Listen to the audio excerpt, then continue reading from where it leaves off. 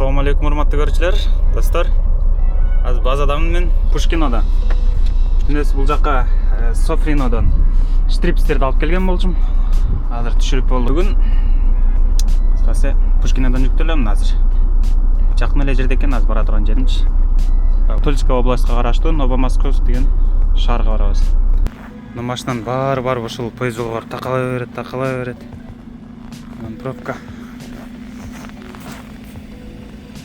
Азыр эми ушу машиналарды токтотуп туруш керек бир адам.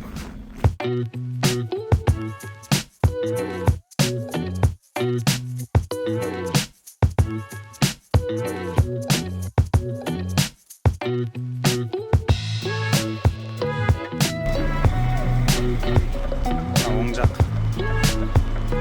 Сырт жак кеңири көрүнө берет, бирок мына жер бар да.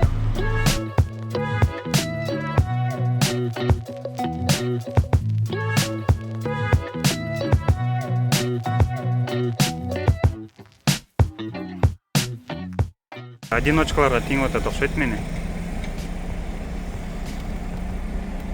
Разворот кыл дейт.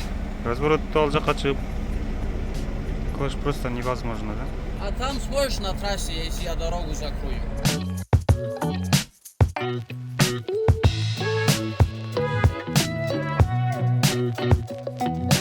Мына машина азыр азайды. Ушундай моментте кирип кетиш керек эле. Булар эмне кылып атышат билбейм. Ол жакта ичкерде фураны припарковать этип анан кийин сени киргизебиз деп атышат. Фурасы дагы эмне деген фура билбейм. Жана але кирген. Азыр бул жакка арка менен киришим керек болот. Кеңири эле экен негизичи. Ону оң жакка сындырып кириш өзү оңой эмесирээк да. Прошинче дагы азыр эптейбиз бул жерде. Эки полоса бар.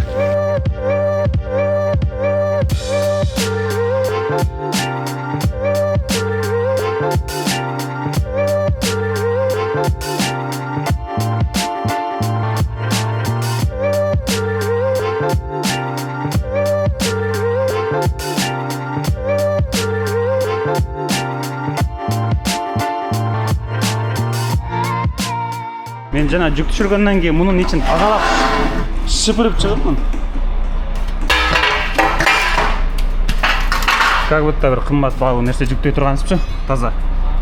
Көрсө. Палет жүктөшөт экен да.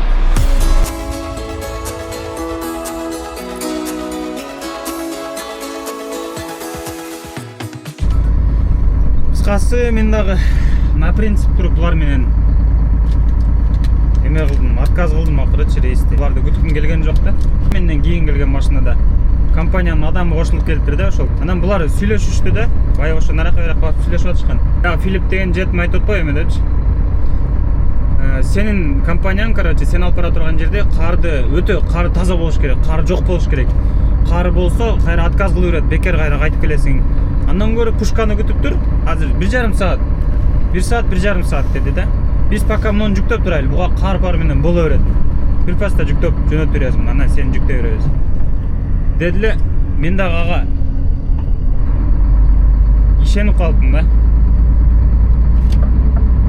Ишенип калып, хорошо, анда пушка келгенде коеюн деп чекеге алып койдум машинаны. 3-4 палет жүктөгөндөн кийин эле. Анан муну жүктөп башташты. Карын тазалап эле, как положено эле таза кылып жүктөп атышат. Балдар болсо айтып атат, булар вообще карды тазалап алышат депчи. Булар ошо акчага сүйлөштү билбейм, жана Филипп деген менен иш кылып мени экинчи беракка жылдырып эптеп, жылдырыштын айласын кылышты да. Мен элестетем, 5 саат ошол машина тургандан бери 5 саат. Мен ойлоду да, айла жок, күтөт по-любому депчи.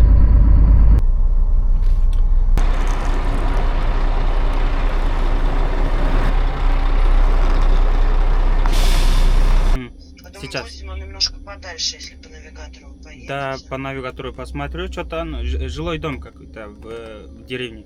На көрсөңөр болот. Мына эменин эле деревнянын эле ичиндеги үй да, сыкана. Мына получается, нерде турат? Мына бул башка кеп. Мына жакта жана үйдүн адреси турат.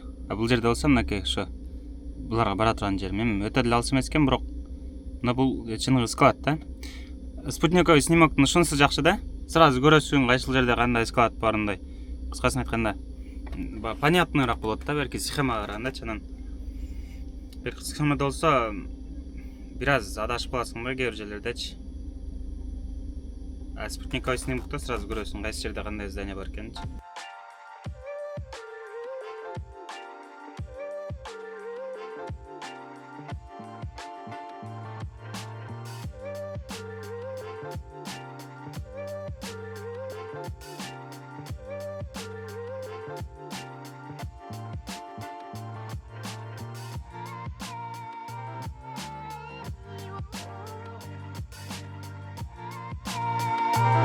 Троицкий городской округ болуп калса керек.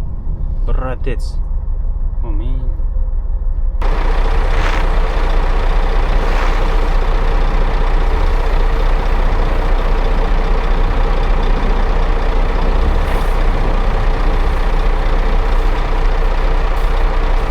Тормуз тееп келип аткан түз бойдон кирип кетти мына жака. Бечара аял кичкен өзү ham чачып кетти. Кому едете? Или мясной дом? Мяско. Вам сюда. Сюда нужно Да. прям вот так, да, заехать? Да. Хорошо.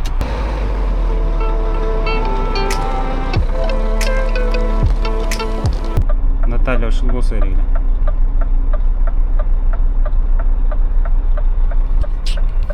А то я ж сомневался, может, Правильно. все нормально. Хорошо.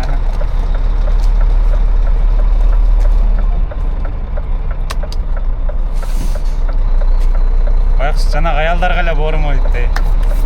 Бечара татуураак келип алыптыр да, мен го алысыраак эле болчумун. Тормуз тептим, көрдүңбү деп коет. Тормуз тептим, бирок токтобой койду.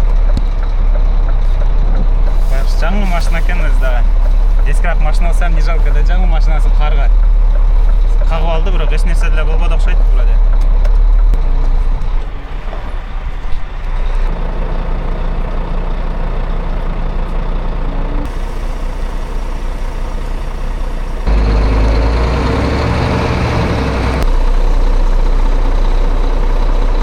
Ет өндүрө турган ишкана экен да. Ферма. Бечара уйлар ошо союга даярдалган экен да, мунун баарычы. Азыр ошол жака кирем, мына жерден. Үстү жагы жаман эле пастай көрүнөт экен. Бирок ошо нерсе дагы баташыңды атат го. Нормально кирет любой эле дейт. Снимоктон бираз эме көрсөтүп коеюн дейм.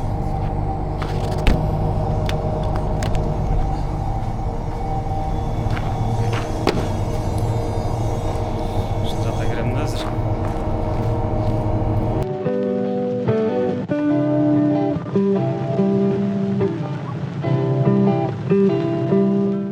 Мүшүктөр эле көп экен бул жакта дагы. Баягы эт жейт окшойт да. Шпала майда чүйдө эттерден. Машина толу кардонду коюп бердим. Түшүрө беришет эмесе кийин.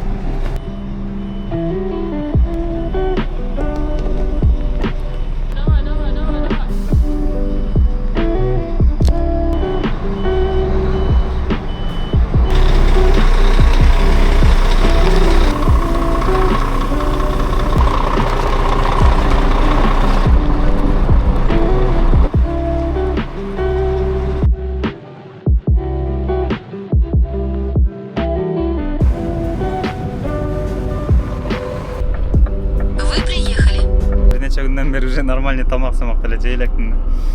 Тамак кылгандан зеригип эле айдап жүрөм. Рейстин аркасынан рейске түшүп элечи.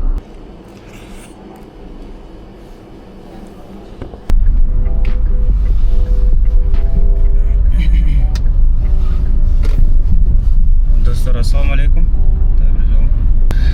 Кыскасы дагы пландар бузулду. Шелковский городдон Богослово деген айылдан жүктөп кеттим эле го кечечи.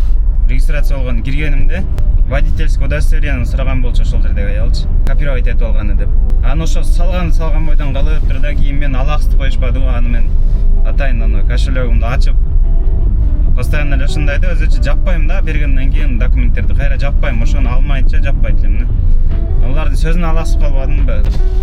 Сөз менен болуп, вообще эстен чыгып калыптыр да, жана документти алышчы. Же алды эле кайтарып берип койбоптур. Мында кечке маал эстедим да анычы. Ага чейин вообще эске келбепти. Впереди несколько лежачих полицейских. 60 километрден алысыраак жер болчу, Сарицынодан. Бул айылга чейинчи. Азыр почти келип калдым, мынакей 7 километр. 7 километр 10 минут калып да. Жетип келип эле калдым. Мен шашпайт элем, негизичи. Болгон бүгүнкү записим бар болчу МВДда. Ошого киришим керек эле да Сарычинадан. Анан такси заказ кылайын десем, вообще такси болгон жок да. Бир да такси чыкпай койду да. Албай койду. Алыста экен да таксилер да, өчөшкөн. Ал жер айыл болгон үчүн ал жакта такси деле жок экен. Анан сразу эле баягы жакшы вариант эске келди. Каршеринг. Эми кайра кайтканда жолдор ачык эле болсо жакшы болот эле. 1,5 саатта жетип барып калсам.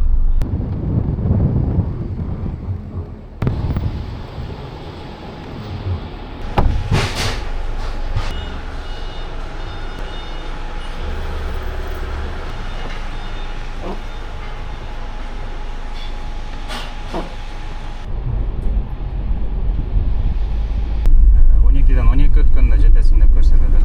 1 саат 43 минут. Аренда почти завершена. Осталось только забрать вещи из салона и сфотографировать машину. 3 минуты на это будут бесплатными. Arkasında da takıyor.